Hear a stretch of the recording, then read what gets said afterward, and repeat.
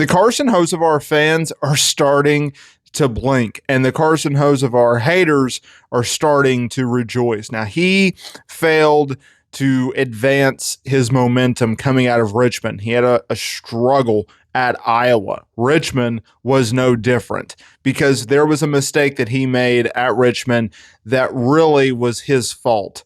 It was a self-inflicted mechanical failure, and this comes at a time where this team has struggled at night with handling issues. He is frequently relying on his crew chief, Luke Lambert, one of the best in the garage, with the task of trying to turn a inability to turn around, right? In both literal and figuratively ways. So he was at the top of the issues that plagued all Chevy teams since the new introduction of this Camaro body at the start. After a green flag pit stop at stage 3, Hocevar blended back into the field. He was around 32nd, and then that's when things went from bad to worse. He was accelerating into 5th gear when he shifted into 3rd gear, and it blew up this engine. Car done. Night over on lap 285 of the Cookout 400. And he said, I just money shifted it.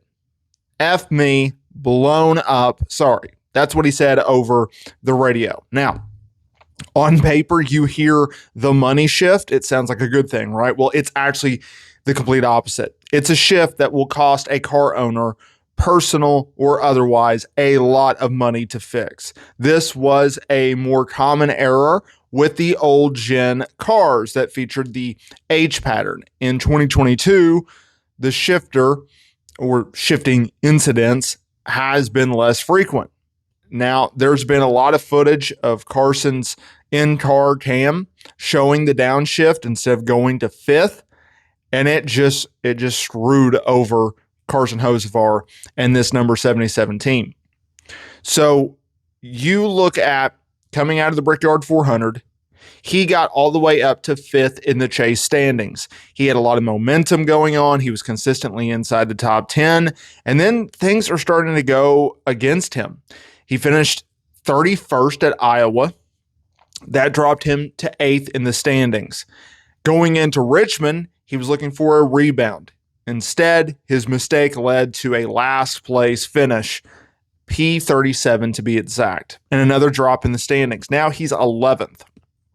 Now, keep in mind, while Hocevar isn't necessarily in danger of falling out of the chase with 2 races remaining, falling 6 places in 2 races is the absolute wrong thing you want to do at this time. It's the last thing that he and this team wants to do at this time.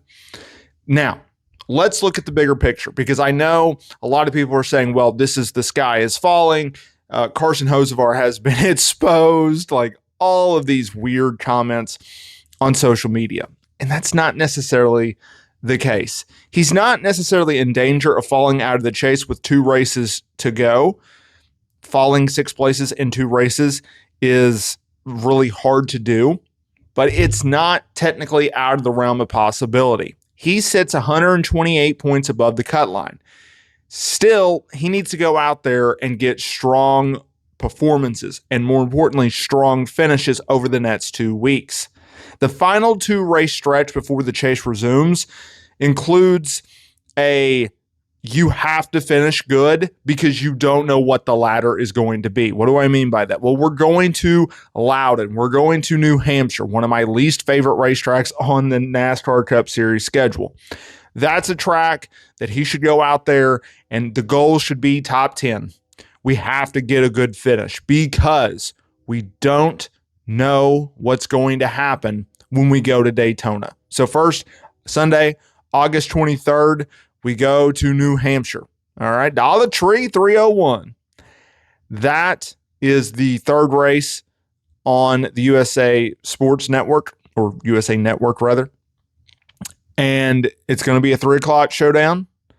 So people who are attending are going to melt. And then we go to Daytona. And if you're going to look at the early favorites in New Hampshire, Ryan Blaney notched his first win at Loudon last year. He held off Josh Berry, who is pretty impressive right now. It was a Penske-dominated race. Blaney and Joey Logano led 263 out of 301 laps in that race.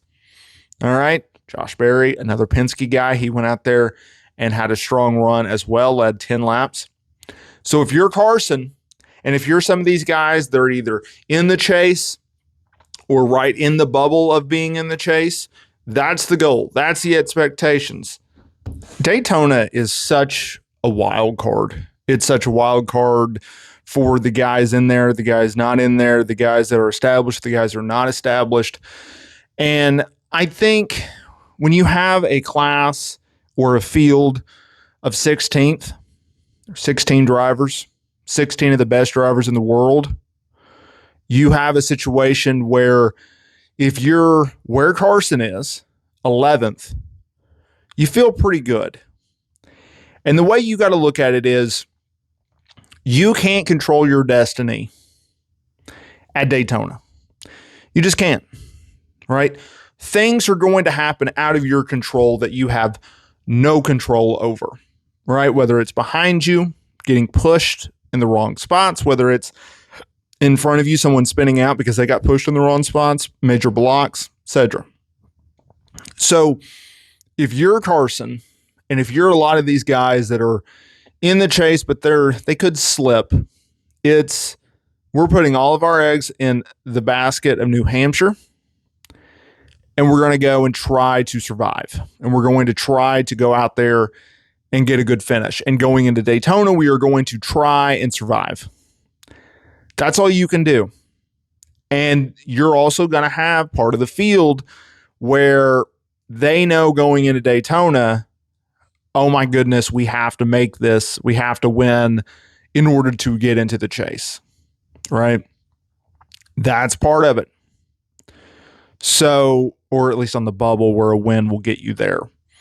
That's what you have to do. That's what your homework is. That is your assignment, basically. If you're Carson Hocevar, if you're this Spire team and you have to go out there and perform, it just comes down to that. I think you have to put it in your mind, and I'm sure you will get this with Carson, where, okay, we didn't have a very good time at Iowa. All right, Carson, you made a mistake at Richmond. Screw it. We're hitting the reset button right here, right now. All drivers go through adversity. Carson Hocevar is no different. He will overcome this.